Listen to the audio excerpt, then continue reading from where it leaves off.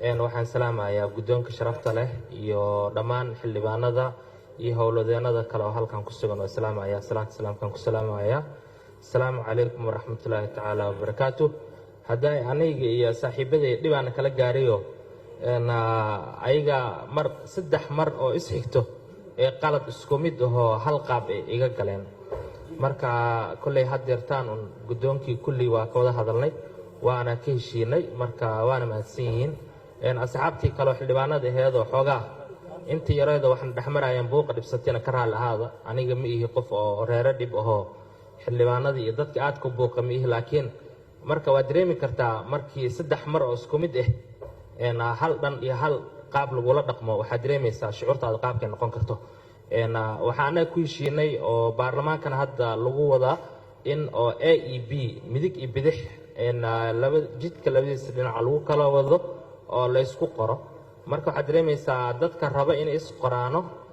dee waxaa xan ku maqlay aniga ka mid maaheen baarlamaankii sagaalaada waxaa la sheegi jiray xaafadaha habeenka inta lagu soo qoro inta markii la yimaada dadka la yerin jiray oo hadlaayo saas deetaa mikrofoonka waxaan rabnaa in loo sinaado oo qof walba xaqa uu ku leeyahay oo waajibka uu ka guto halkan mar kale waa idinka mahadcelinayaa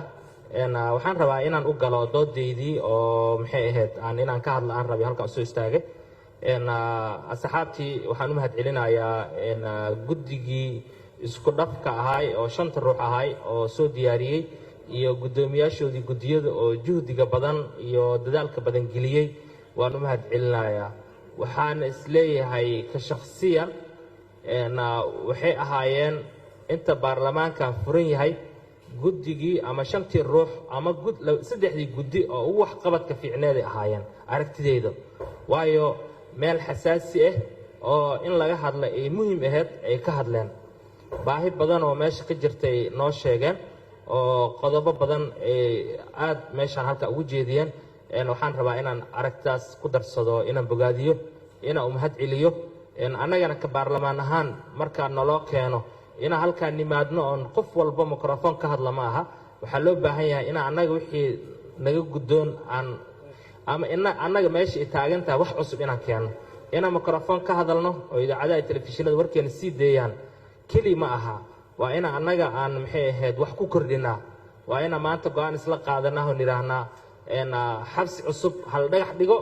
baarlamaankan intaas soo bixinaya waayo guryahaas xabsiga dhexe waa guri gaagaaban oo talyaaniga dhisay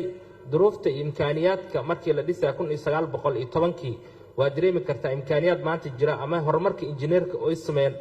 sanadii wax ka dambeeyay iyo hadda isku mid ma aha xabsigaas waxaa ku dhagan xabsi kale oo laga maamulo hay'adda nabad sugidda ku dhaganaa jiro xabsigaas kale aad u qurux badan yahay aniga 2 jeer 3 jeer aan tagay waa xabsi qurux badan oo aad u fiican oo diyaarsan xabsigan kalena waa tagay intaad meesha fadhisa guddoomiyaha xabsiga aad la joogto jananka xafiiskiisa waxa kugu soo daadanaya dhooba kugu soo daadinaysa ama carra kugu soo daadinay meesha waa meel hooseyso guryaha hadda design-ka hadda waa aragteen waa la dheeray markaas design-ka wuxuu ahaa design gaagaaban oo dhulka ku dhagan uu ahaa mid kale waxaan qabaa annaga baarlamaan ahaan hadda waxaan ansixinay budget hay-adaha garsoorka lacag badan uguma jirin marka maxay saldhigga yaaqshiid ay ku xiran tahay 200 oo ruux maxkamadda meeqa ruuxa joogta hal ruux iyo hal kaaliya joogo hal garsoora joogo marka hal garsooro ma ka shaqayn karaa 280 qof kama shaqayn karo maxkamadda gobolka banaadir meeqa garsoora joogto imkaaniyaadkeeda waa aragnay tayadeeda waa aragnay marka waxaa loo baahan yahay annaga horta aan isku laabanno oo budgetka soo socdo garsoorka u kordhinno kadibna annaga waxaan qabaa marka la ku darayaa wasiirka cadaaladda maalin halkaan u yimid laakiin wuxuu yimid sharci keenid iyo howlo kale u yimid waxaan qabaa halka inuu noo yimaado hadda wuxuu jiraa safar ku maqan yahay oo howlgalka argixisada lagula dirirayo ku maqan yahay dhuusmareeb uu jiraa marka howlihiisa waajibaadka soo guto wadanka xamar ku soo laabto waxaan qabaa inaa baarlamaanka la hor keeno